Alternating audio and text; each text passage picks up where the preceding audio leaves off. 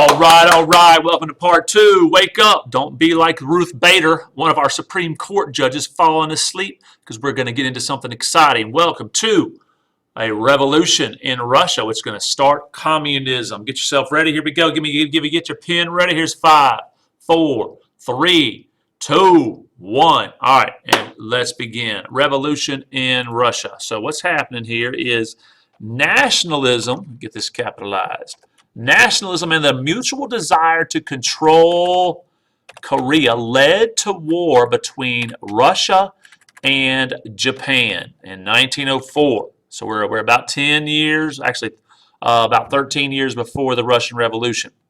When the name of this war between Russia and Japan, does anybody know it? Want to holler it out? Holler it out. That's right. The Russo-Japanese War ended in Russian defeat in 1904. Okay, 1904. An uprising known as the Revolution of 1905 forced Tsar, here we go, what's his name? He's Anastasia's daddy, Nicholas II, to allow what's called the Duma, or a Russian parliament, so the Russian legislature, to convene and try to fix problems in the country or the nation. When Nicholas abolished then the Duma, he got rid of it just a few weeks later. He gave people hope, and all of a sudden he takes it away. A small group of radicals began planning the overthrow of Tsarist rule. All right, Tsarist rule. I'm going to spell with a C this time, because Tsar can be spelled with a T or a C. Tsarist rule. They're trying to get rid of Tsar Nicholas II. All right, then on March 19, it's that big year that's happening during World War I. What's the big year? Everything's happening. 1917. Russia's decline as a world power, peasant dissatisfaction, political repression, and the human and financial cost of World War I brought about the, what did it bring about? The end of Tsarist rule. All right, and after a weak provisional government failed to maintain social order, a second revolution in October 1917, that's right, brought the, all right, this will be a political party, brought they'll be the new ones in charge, the Bolsheviks. Need to know that name, the Bolsheviks. This revolution is sometimes called the Bolshevik Revolution or Communist Revolution. The Bolsheviks are communist to power in Russia. All right, the new government led by Vladimir, your first communist leader in the world, Vladimir Lenin, decided that Russia was too, look at that word spelled wrong, was too devastated by revolution to continue the war. And then in March 19, what's the year that they'll pull out officially?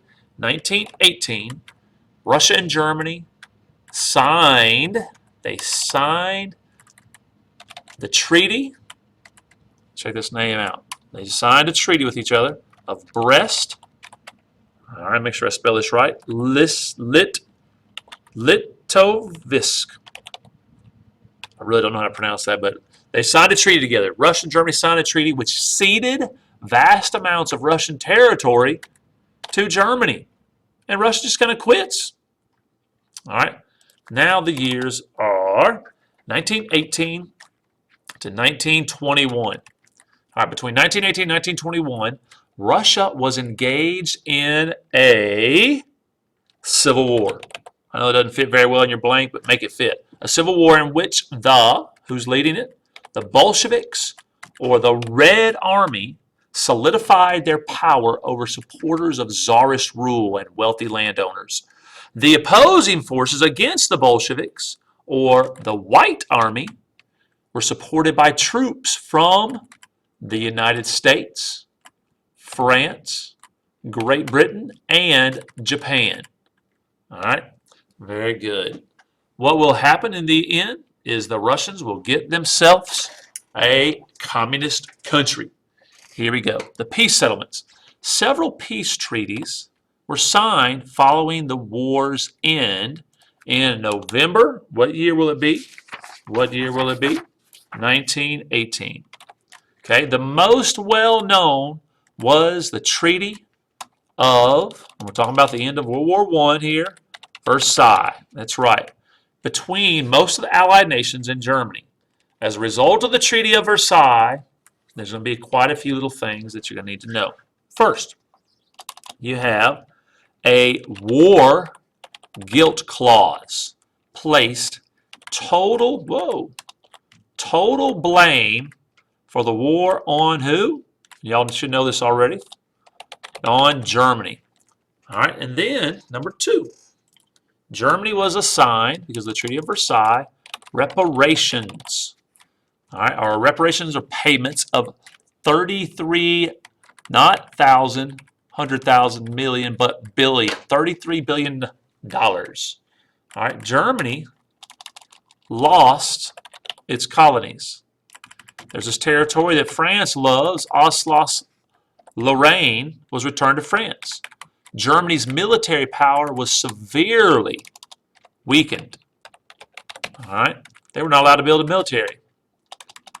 Where are we now? The coal-rich Rhineland of Germany was demilitarized.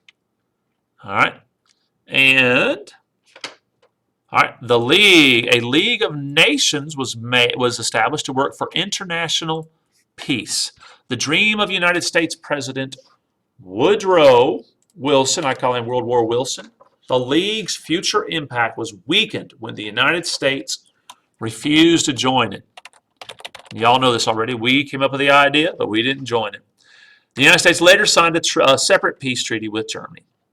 Also, Germany and Russia were forbidden to join the League, which doesn't make any sense, but they were not allowed to join it. Other outcomes of World War I.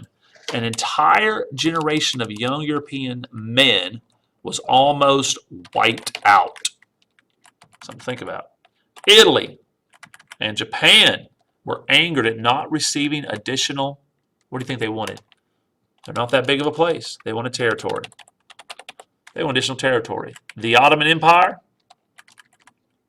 was reduced to the area of present-day, it's the only thing that's left, Turkey, that's right, present-day Turkey. China lost territory to Japan and became a virtual Chinese protectorate. The Austro-Hungarian Empire was dissolved. All right, the new nations of Yugoslavia, Hungary, and Czechoslovakia were formed from Austria-Hungary. All 3 nations contained within their borders a variety, check this out, a variety of ethnic groups. This will lead to some turmoil later on with their own and nationalist aspirations. Russia lost territory to Romania and to Poland. Finland, Latvia, and Estonia and Lithuania gained their independence. Poland was restored to the European map. Okay, a Polish corridor was created to give Poland an outlet to the Baltic Sea. The Ottoman Empire was divided into mandates, with Great Britain controlling Iraq, Pakistan, and France, and then France to acquiring Syria and Lebanon. Very good. All right, there's World War I. It's come to an end. All right, now it takes us into the 20s. And we typically think of the 20s as the roaring 20s in the United States. Everything's wonderful. Well, the rest of the world is going to go into the Great Depression, which we go into in 1929 and the 30s. All right, but the Great Depression will start for the rest of the world immediately after, or especially Europe, immediately after World War I is over. So here we go, last topic of part 2. The Great Depression. The costs of war in Europe devastated the economies of Europe, or European nations on both sides of the conflict. When Germany announced it was unable to make its, what are those payments called? What are those payments called? He said it couldn't make those payments. Reparations. It's reparations payments to the former allies. Great Britain and France were unable to fully honor repayment of their war debts to who? Who do they owe? The United States. That's right. The agricultural sector in Europe and the United States suffered from, this is one of the causes of the Great Depression in the United States and worldwide, of overproduction that resulted in a decline of farm prices. They were just producing too much. Farmers in Western Europe and the United States borrowed money, or they borrowed from banks to purchase expensive farm equipment. Again, overproduction. Whoa. Overproduction also resulted in lower prices on plantation-grown crops in Africa and Latin America. As the economic situation in Europe worsened, banks began to, what did banks begin to? The banks began to, where are we? Where are we? Woo! Give me a second. That's right. The banks began to fail. All right. Then in here's the big year from when everything happens. 1929, when the economy and banking system of the United States the economy and the banking system of the United States crashed. The United States was unable to continue its loans to European nations. Global trade diminished, creating massive unemployment across the world, not only in Europe and the United States, but also in Japan and Latin America. The economic distress of the Great Depression created various reactions in the, here, check this out, this is what it's all about. Various reactions to fix the problem in the political arena. In the West, new social, check it out, this is the United States and other places, welfare programs broadened the role of the government. It's going to get real big during the Great Depression. In Italy and Germany, all right, this is what's going to happen. This is what's going to come to rise. Go let's study this. This is fun to study. Fascist. Ooh, I was going to spell this wrong. Fascist governments developed. Japan's search for new markets was accompanied by increased imperial expansion. Wow, check it out. Fascism will come on a rise. Welfare programs, big government, expansion again by Japan. This will be the Great Depression worldwide because banks failed in 1929, overproduction. The United States could not continue to loan. Germany couldn't pay its reparations. And, oh my gosh, we are in a worldwide Great Depression in the 20s and then reaching a high point in 1932 across the world. And what will bring us out of it? Not the New Deal of FDR, but our next topic, which will start part 3, what will end the Great Depression? World War II. All right, guys, you did good? Good job. Now, go get something done. Here we go.